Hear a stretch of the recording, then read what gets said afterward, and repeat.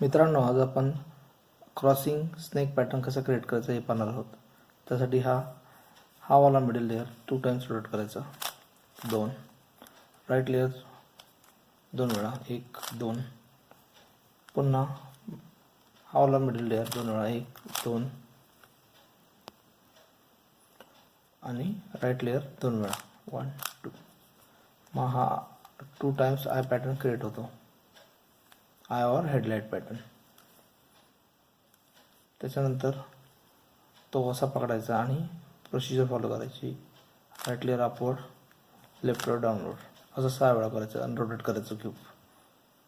Upward downward, rotate, upward downward, rotate, upward downward, rotate, upward downward, rotate, upward downward. 6 वेळा केल्यानंतर असा crossing snake pattern create होतो.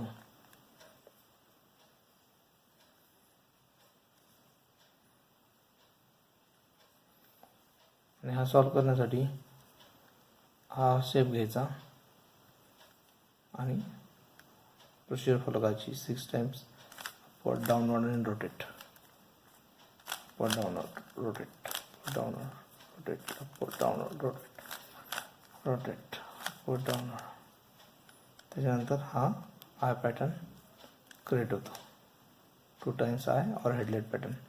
त्यानंतर तो सॉल्व करण्यासाठी मिडल लेअर 2 वेळेस, राईट लेअर 2 वेळेस, पुन्हा एकदा मिडल लेअर 2 वेळेस, राईट लेअर 2 वेळेस. असं केल्यानंतर रुबिक्स क्यूब सॉल्व होऊन जातो. That's it.